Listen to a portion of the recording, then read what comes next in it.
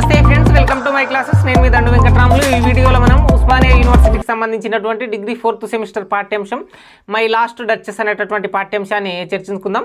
My last duchess అనేటటువంటి ఈ పాఠ్యాంశాన్ని Robert Browning గారు రచించడం జరిగింది. ఈ పాఠ్యాంశం ఒక పోయట్రీ పాఠ్యాంశం. Osmania university degree 2nd year 4th సెమిస్టర్లో ఉన్నటువంటి పోయట్రీ పాఠ్యాంశం. ఈ పాఠ్యాంశానికి సంబంధించినటువంటి సమ్మరీ కంప్లీట్గా మీకు తెలుగు మరియు ఇంగ్లీష్ రెండు మీడియాల్లో అర్థమయ్యే విధంగా ఎక్స్ప్లెయిన్ చేస్తా.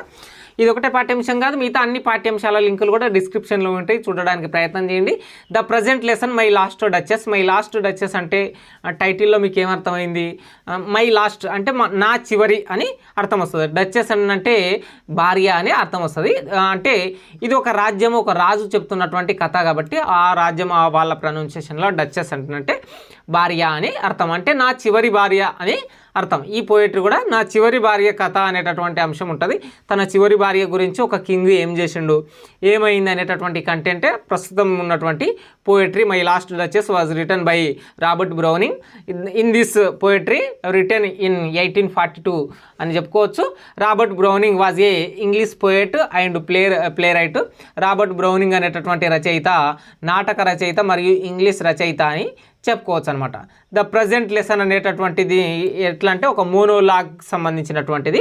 Robert Browning is renowned for having developed and perfected the domestic monologue ప్రపంచవ్యాప్తంగా బాగా డెవలప్ డొమెస్టిక్ మోనోలాగ్ కంటెంట్ అంటే ఏకపాత్ర అభినయాన్ని ఎక్కువ అభివృద్ధి చేసినటువంటి రచయిత రాబర్ట్ బ్రౌనింగ్ అని చెప్పుకోవచ్చు. ఆ కారణం చేతన ప్రజెంట్ పోయట్రీని మన లెసన్లో ఇచ్చిందనమాట. ఒక డొమెస్టిక్ మోనోలాగ్ ఏకపాత్ర అభినయంతో ఉన్నటువంటి పాఠ్యాంశం అనమాట పోయట్రీకి సంబంధించి.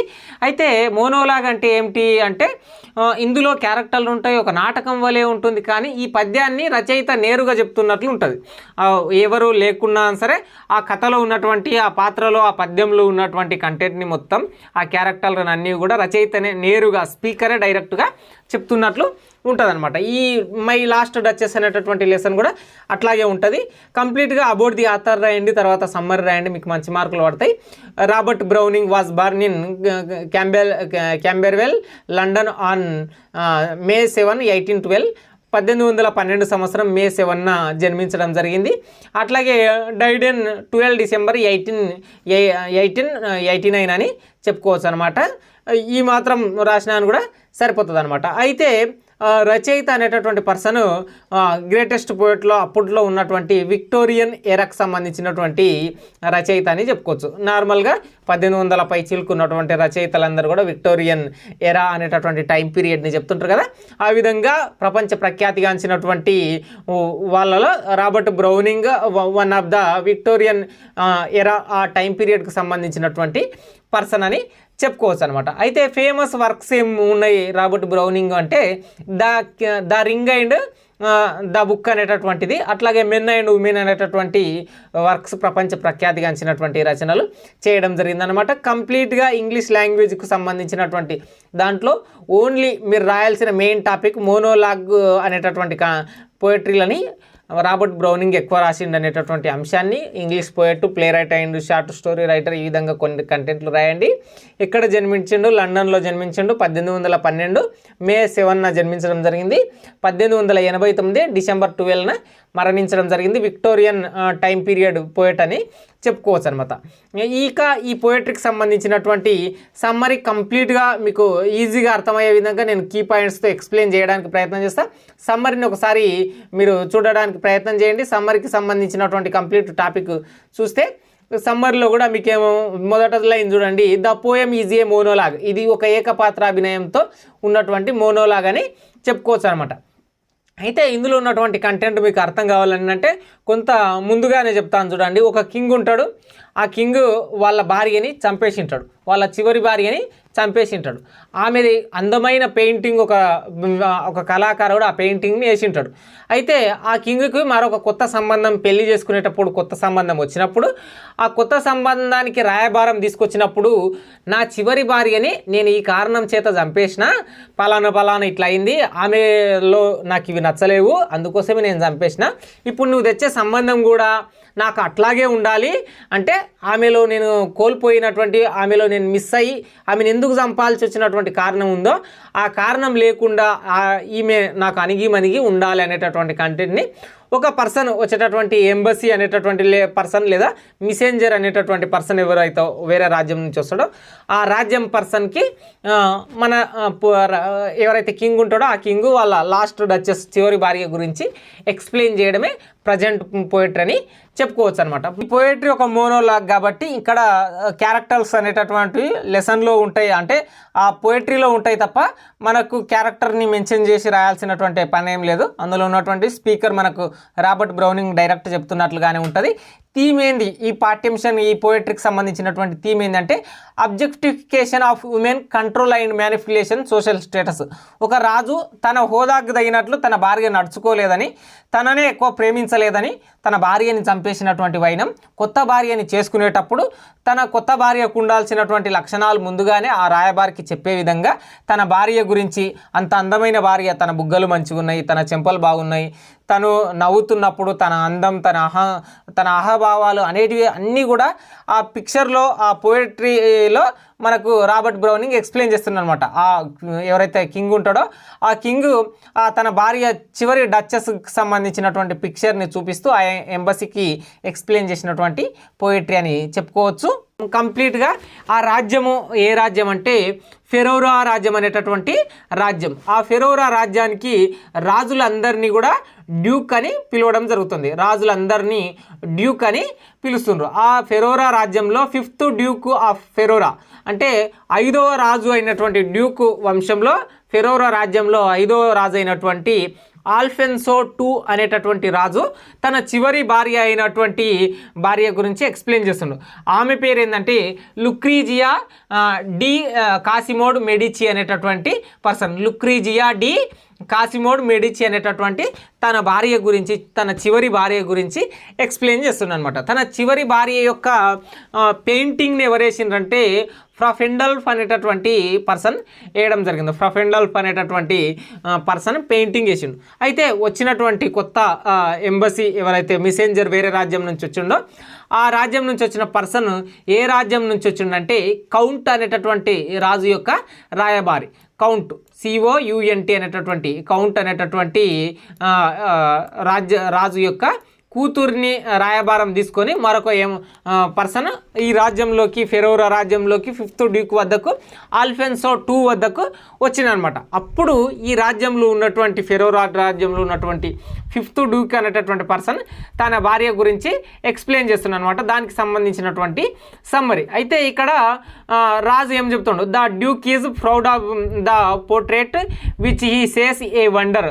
ఆ రాజు ఏం చెప్తుండు, నేను ఒక వండర్ని క్రియేట్ చేసిన, అంటే నేను ఒక వండర్గా, అతను ప్రౌడ్గా పోర్ట్రేట్ చేస్తుండో ఆ వచ్చిన ఎంబసీ ముందల వండర్గా చెప్తుండు. ఏం చెప్తుండో తన చివరి భార్య పెయింటింగ్ గురించి చెప్తుండో. Describe how the painter. ఆ పెయింటర్ ఎవరంటే ఈ describe how the painter Fra Pandolf worked hard to capture the duchessness అనేటటువంటి, అంటే తన చివరి డచెస్, తన చివరి భార్య పెయింటింగ్ గురించి ఫ్రాఫెండాల్ఫ్ వేసినటువంటి పెయింటర్ యొక్క పెయింటింగ్ని ఆ ఎంబసీకి ఎక్స్ప్లెయిన్ చేస్తున్నాను అనమాట. అది ఆ పెయింటింగ్ చాలా అందంగా ఉండడం, అది చివరి వరకు అందరికీ మన్ననలు పొందే విధంగా ఒక క్లాత్ కప్పి ఆ రాజ్యంలో విజిటర్స్ వచ్చేటప్పుడు మొదటనే ఫ్రంట్ లైన్లో దర్వాజల వద్ద పెట్టినటువంటి ఒక పోయిట్రీ పెయింటింగ్ అని చెప్పుకోవచ్చు అనమాట. డచెస్ గురించి, తన చివరి భార్య గురించి చెప్తున్నాను అనమాట 5th డ్యూక్ అనేటటువంటి పర్సన్. అయితే 5th డ్యూక్ సంబంధించినటువంటి కంప్లీట్గా 5th డ్యూక్ ఏం కోరుకుంటాడంటే, నేను ఒక రాజుని, ఒక కింగ్డమ్ని, ఫెరోరా రాజ్యంకి 5th డ్యూక్ని, నేనే ఎంపైర్ని. అయితే నా భార్య నన్నే ఎక్కువ ప్రేమించాలి, మరొకరిని కానీ సమాజంలో ఉన్నటువంటి ప్రతి ఒక్కరిని ఈక్వల్గా చూడొద్దు, నన్ను ఎక్కువ చూడాలి అనేటటువంటి అంశం ఉంటుంది. ఇక్కడ రాజు పెద్ద స్వార్థంగా కూడా ఆలోచించలేకపోతాడు. ఈ పోయట్రీలో తన భార్య తనకే ఎక్కువ ప్రేమియాలని అనుకుంటాడు, కానీ ఆమెకు ఎక్కువ ఎమోషన్స్ లేకుండా అందరూ ఎట్లా నవ్వితే అట్లా నవ్వడం, ఎట్లా రిసీవ్ చేసుకుంటే అట్లా రిసీవ్ చేసుకుంటాం. ఎగ్జాంపుల్ మీకు రేసు గుర్రం సినిమాలో కూడా శృతి హాసన్ నవ్వుతున్నాను లోపల నవ్వుతున్నా అని ఇట్లా ఒక థీమ్ లైన్లో ఉంటుంది కదా. అంటే భావ ప్రకటన స్వేచ్ఛగా చేసుకోలేనటువంటి పర్సనే డచెస్. ఆ డచెస్ పెయింటింగ్ని ప్రొఫెండాల్ పేస్తున్నప్పుడు కూడా ముఖ కవలికలు అందంగా నవ్వుతూ పెడుతున్నట్లు ఉందన్నమాట. అయితే ఆ పెయింటింగ్ వేస్తున్న వాని ముందలనే అంత అందంగా అంత నవ్వుతూ ఉంటే నా వద్ద ఇంకెంత నవ్వాలి అనేటటువంటి భావజాలాన్ని ఫిఫ్త్ డ్యూక్ అనుభవించిండు. అయితే ఫిఫ్త్ డ్యూక్ ఒక హారాన్ని తెచ్చినా, ఒక బంగారాన్ని తెచ్చినా, ఒక వజ్రాన్ని తెచ్చినా ఓకే మంచిగా ఉంది అని చెప్పడం. ఒక భటుడు, ఒక సైనికుడు, ఎవరైనా ఒక చిన్న ఆర్మీ పర్సన్ ఏదో ఒక కానుక తెచ్చినా ఓకే మంచిగా ఉంది అనేటటువంటి పర్సన్ అందరికీ ఈక్వల్గా చూస్తూ తన వద్ద ఉండేటటువంటి స్మైల్ అనేటటువంటిది కానీ ఏదైనా సరే అందరికీ ఈజీగా అందరికీ ఒకే రకంగా చూపిస్తుంది. అయితే she was always smiling no matter who passed by her. తన చుట్టూ నడిచేటటువంటి వాళ్ళు కావచ్చు, తన వద్ద ఉండేటటువంటి వాళ్ళు కావచ్చు, అందరికీ ఈక్వల్గా సీరియస్గా చూపిస్తుండేదనమాట. అది రాజుకు నచ్చక రాజు కత్తితో పొడిచేసి ఆమెని చంపేసింటాడు.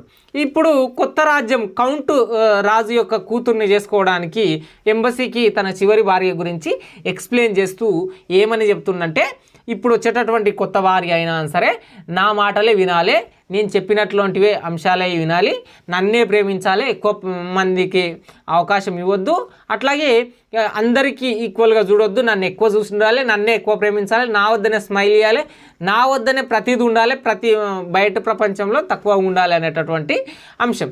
ఇక్కడ క్రూయల్ అండ్ కంట్రోలింగ్ మ్యాన్, ఇక్కడ ఫిఫ్త్ డ్యూక్ అనేటటువంటి పర్సన్ ఒక కంట్రోలింగ్ మ్యాన్ అనమాట. మొత్తం తన భార్య గురించి చెప్పు చేతల్లో పెట్టుకునేటటువంటి పర్సన్ అనమాట. ఇది ఫిఫ్త్ డ్యూక్ తన భార్యని చంపేసి వచ్చినటువంటి కొత్త రాయబారి పెళ్ళిళ్ళ పేరాయ ఎవరైతే ఎంబసీ పర్సన్ కౌంట్ రాజు నుంచి వచ్చిండో ఆ పర్సన్కి ఈ సమ్మరీ అంటే ఈ పోయట్రీ ద్వారా మనకు మోనోలాగ్ నుంచి రాబర్ట్ బ్రౌనింగ్ చెప్తున్నమాట. ఫిఫ్త్ డ్యూక్ ఈ విధంగా ఆ ఎంబసీకి చెప్పిండని. ఇది ప్రజెంట్ లెసన్ ఏదైతే మై లాస్ట్ డచెస్ అనేటటువంటి సమ్మరీ. దీనికి సంబంధించినటువంటి సింపుల్గా మీకు ఎంత కావాలనో అంతే సమ్మరీ ఇవ్వడానికి ప్రయత్నం చేసిన. ఈ 2 పేజీలు మీకు స్క్రీన్ మీద కనిపిస్తున్నాయి కదా, ఈ మొదటి పేజీ అట్లాగే రెండో పేజీ, ఈ 2 పేజీలు రాసినంటే సరిపోతుంది. కంప్లీట్గా ఈ రాజ్యంలో ఉన్నటువంటి ఫెరోరా రాజ్యంలో ఉన్నటువంటి ఆ రాజయ్య ఎవరైతే ఫిఫ్త్ డ్యూక్ ఆల్ఫెన్సో II అనేటటువంటి పర్సన్ ఉన్నాడో ఆ పర్సన్ తన భార్య గురించి నిజాయితీగానే ప్రేమించుంటాడు. నార్మల్గా తన భార్యని ప్రేమించుంటాడు, తనకి ఎక్కువ ఇవ్వాలని కోరుకునేటాడు. ఆమె ఇవ్వలేకపోవడము అట్లా అందరిని ఈక్వల్ చూడడంతో ఆయన పిచ్చిలేసి ఆమెని చంపేసాడు అనమాట. ఇదే ఈ పోయట్రీకి సంబంధించినటువంటిది. మీకు తెలుగు మీడియంలో కూడా అవైలబుల్గా ఇచ్చిన ఆంగ్ల కవి మరియు నాటక రచయిత రాబర్ట్ బ్రౌనింగ్ నాటకీయ ఏకపాత్రాభినయాన్ని అభివృద్ధి చేసిన పరిపూర్ణం చేసేందుకు ప్రసిద్ధి చెందారు. అట్లాగే May 7, 1812 లండన్లోని కంబెర్వెల్లో జన్మించడం జరిగింది. రాబర్ట్ బ్రౌనింగ్ విక్టోరియా శకంలో గొప్ప కవులలో ఒకరుగా పరిగణించబడ్డాడు అని చెప్పుకోవచ్చు. ఇక్కడ ఈ పద్యం డ్యూక్ ఆఫ్ ఫెరోరా మాట్లాడిన మోనోలాగ్. అతను తన దివంగత భార్య యొక్క చిత్రపటాన్ని సందర్శకుడికి చూపుతున్నాడు. డ్యూక్ పోర్ట్రేట్ గురించి గర్వంగా ఉంది, ఇది ఒక అద్భుతమని చెప్పిండనమాట. ఇది ఈ పాఠ్యాంశం మై లాస్ట్ డచెస్ అనేటటువంటి పోయట్రీకి సంబంధించినటువంటి సమ్మరీ. మీకు ఏదైనా డౌట్ వస్తే ఇన్స్టాగ్రామ్లో మెసేజ్ చేయండి. ఈ PDF అనేటటువంటి టెలిగ్రామ్ ఛానల్లో ఉంటుంది, చూడడానికి ప్రయత్నం చేయండి. ఖచ్చితంగా వీడియోకి లైక్ చేయండి, మీ ఫ్రెండ్స్కి కూడా షేర్ చేయడానికి ప్రయత్నం చేయండి. సైనింగ్ అవుట్, నేను మీ దండు వెంకట్రాములు. Please do subscribe.